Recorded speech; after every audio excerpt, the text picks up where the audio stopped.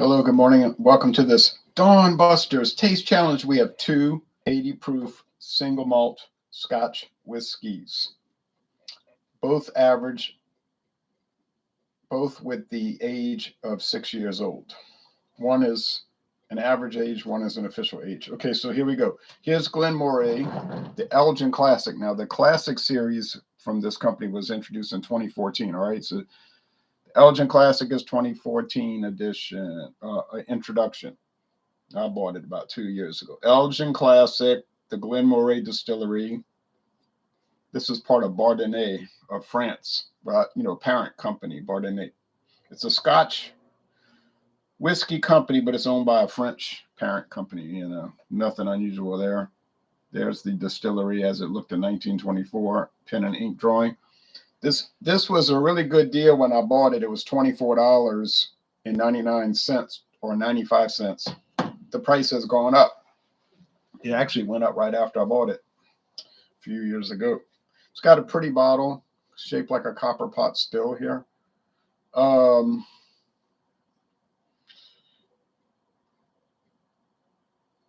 Age 5 to 6 years. So there's no official age statement, but I'm sorry, 5 to 7 years. You understand? 5 to 7 years.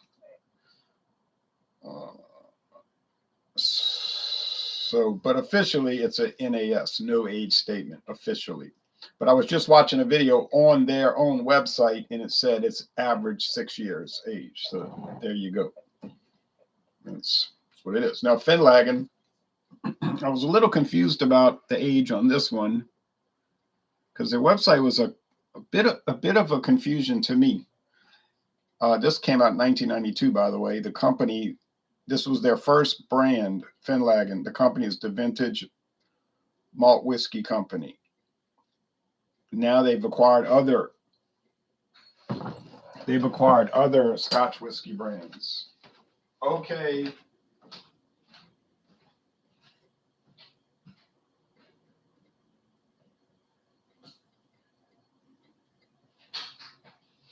Come on.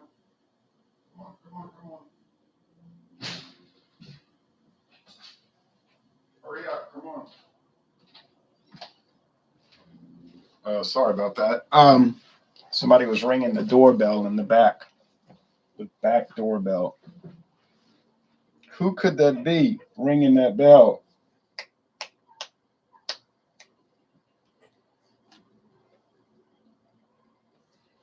Could it be this thing here?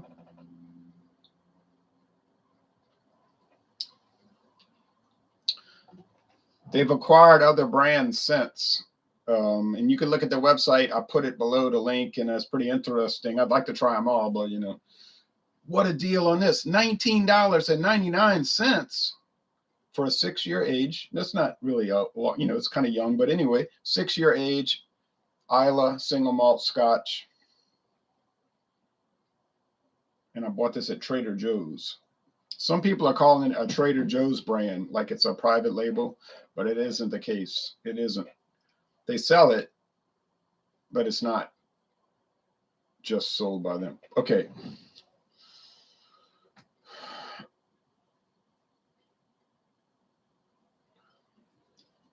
I mean, that's the only place I've seen it, but I hadn't really been looking for it. I've only seen Orange Boom beer at Trader Joe's, but it's not a Trader Joe's brand. Okay, Prestige Wine and Spirits Group, Princeton, Minnesota. They produce a lot of different beer, wine, and liquor.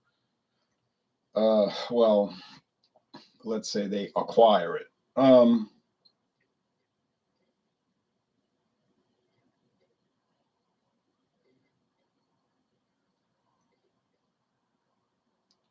So this is Speyside, and that's Islay. You say, well, that's a bad competition. Well, yeah, I guess so. But they're both single malt, at least.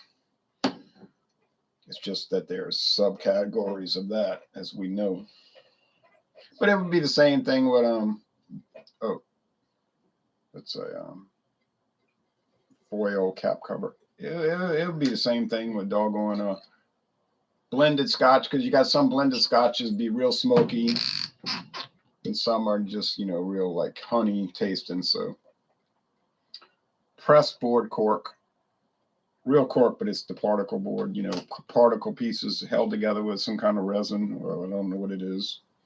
I'm sure you could find out with research what holds that kind of cork together. I never researched it. I wasn't too concerned about what it was, but it would be, you know, I guess interesting to find out. All right, you snap back. There is a box that comes in, but I didn't get the one that was in the box. I should have been a little more careful, but that's all right. Glory, there's the box.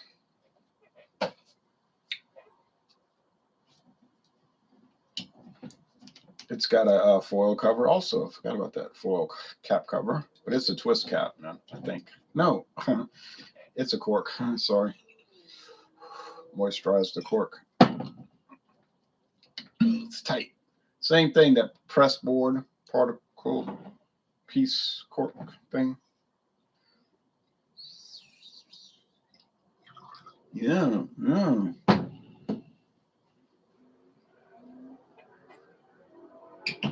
You behave now while I do this. Don't cause disruption. Ah, even pour. That doesn't happen too often. Well, we can see that the Glen Moray is so pale. It's like pale straw. Looks to me like they're not adding any kind of caramel coloring to darken it. It's so light. After 6 years, 5 to 7 years in the bottle, would it be that light? Would it stay that light? Yeah, I think it would if you didn't add coloring, because the darkness is going to come from charred oak usually. You know, most of these scotches are aged in reused barrels, pre-owned barrels. Is that a law? No. Can you use a fresh charred oak barrel? Yes. Does it have to be charred oak? No. Okay, it just has to be oak. And this one's kind of dark for a 6 year, but it could be, you know, but they probably adding coloring, you know. They probably are. I can't look, because if I glance and see that pale straw, I'm going to know what it is. Although as soon as I smell these, I'm going to know what it is. I'm going to be able to get it on aroma only, I'm pretty sure. Not totally sure, but I'm, you know, fairly sure. Okay.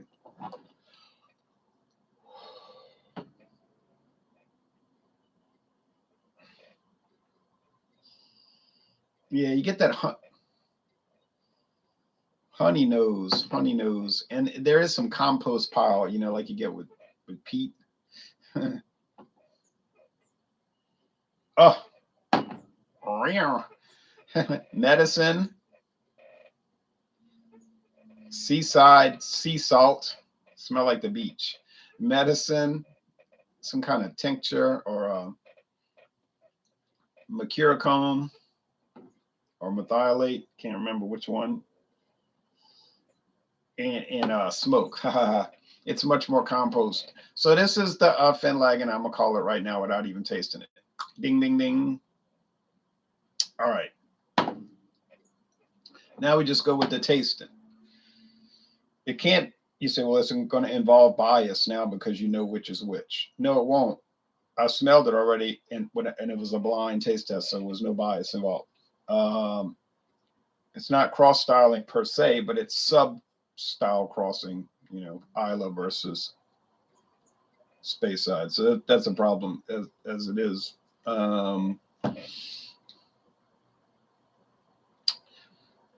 And anyway, I wouldn't be biased because I don't have a favorite here. I don't know much about either company. Don't know much about Glen Moray. Moray.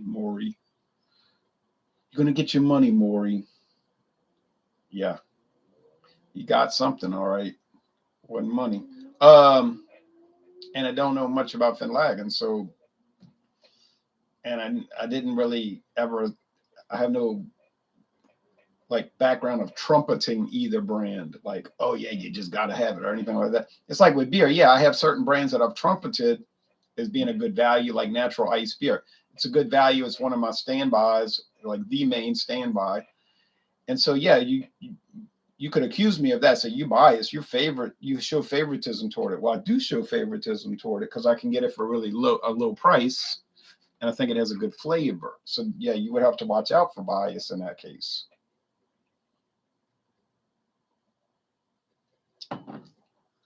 or I would have to watch out. Okay.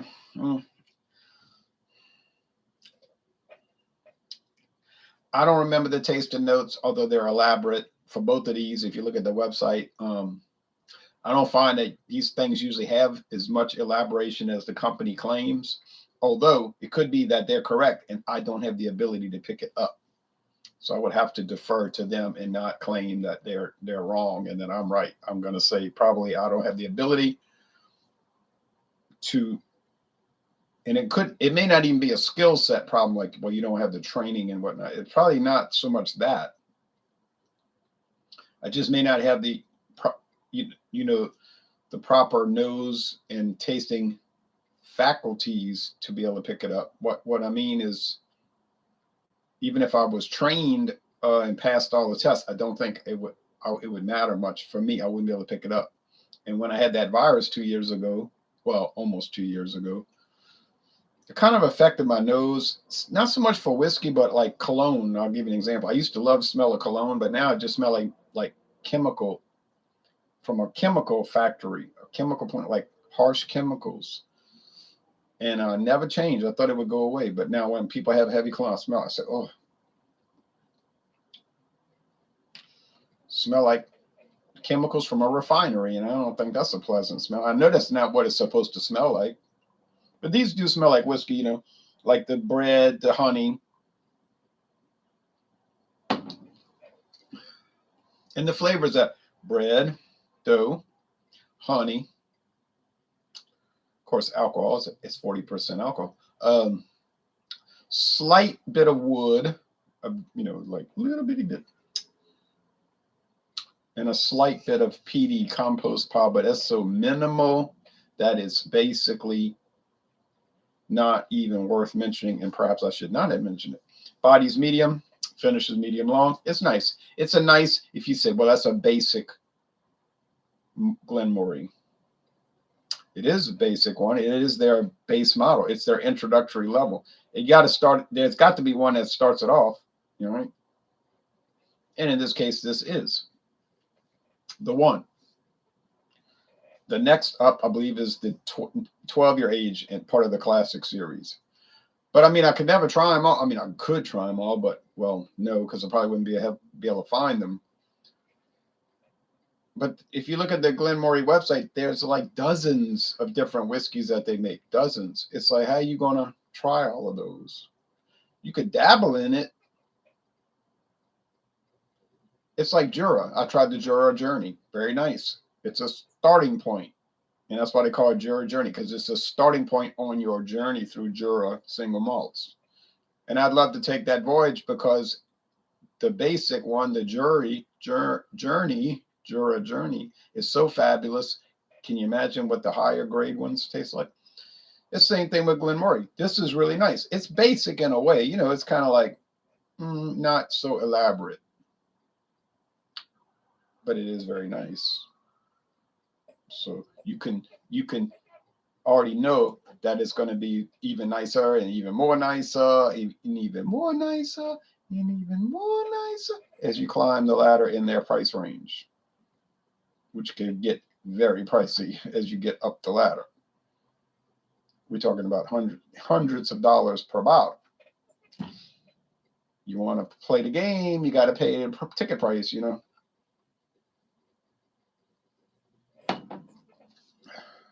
Yeah. Lots of smoke, peated malts. It's just like my friend David was saying, you talk about smoke damage in a house or whatever. Yeah, it's like it's almost like, oh, well, this whiskey got smoke damage. There was a fire at the distillery and it got smoke damage. Yeah, but in this case, it was done on purpose. You see, that's the style. It's supposed to be like that. I can understand how some people like me would love that. I like smoked ham. I like smoked sausage. I like smoked beef products, so I like that. And it's got this inky iodine type medicinal thing. And I like that. So this is very appealing to me. Other people I know, they would hate it because they'll say, I don't even like smoked meat. I don't like smoke, liquid smoke that people put in food and whatever. They don't like it. don't like it, which is their right. You can have a personal preference, so wouldn't appeal to them. I don't know too many people that would be indifferent to it. Like, yeah, it's so, most people would just be like, I love it or I hate it. And maybe I'm wrong, but I have a feeling that's the way it would be. They love it or they hate it. I'm on the love side. Angelo Zaccarelli says, hey, how's it going? It's 3:48 a.m. here. What's your current time? 2 hours ahead. Yeah. So you must be on the Pacific time zone.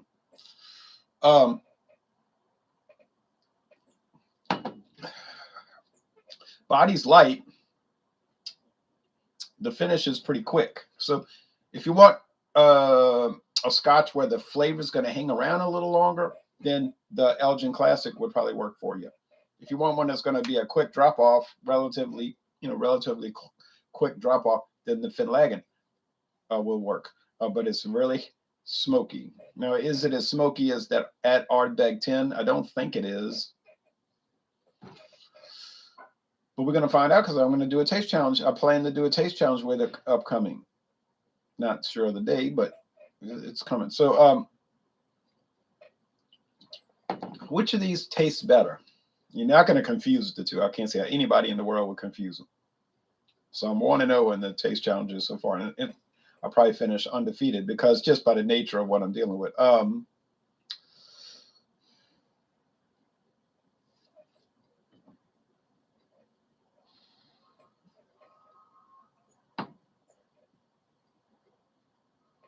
Yeah, what's that sound? You going to investigate, huh? Let's go see what that noise is. What is that?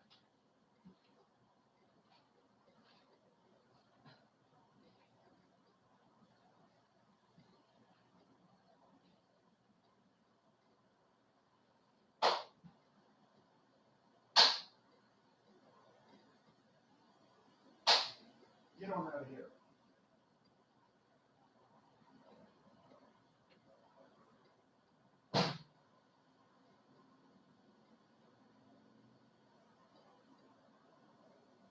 I don't know what that is, Orangey.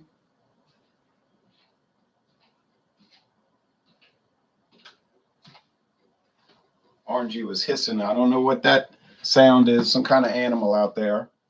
She wasn't too happy about it. Okay. But she's not brave enough to go find out, personally.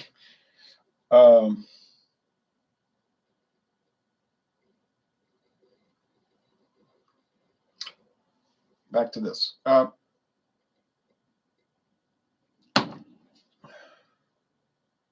It's hard to say. Hard to say. I like both. Like they're both 6-year age, around, or at least one of them's about that. So it's not really an issue there.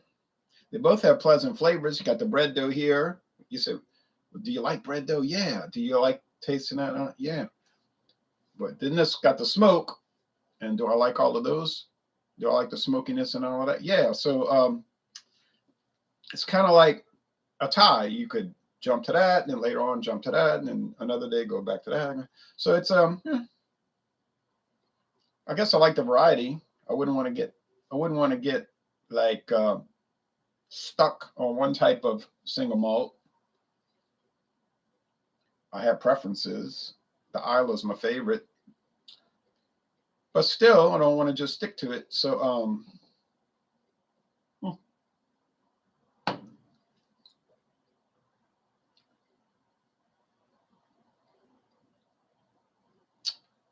yeah, it's good.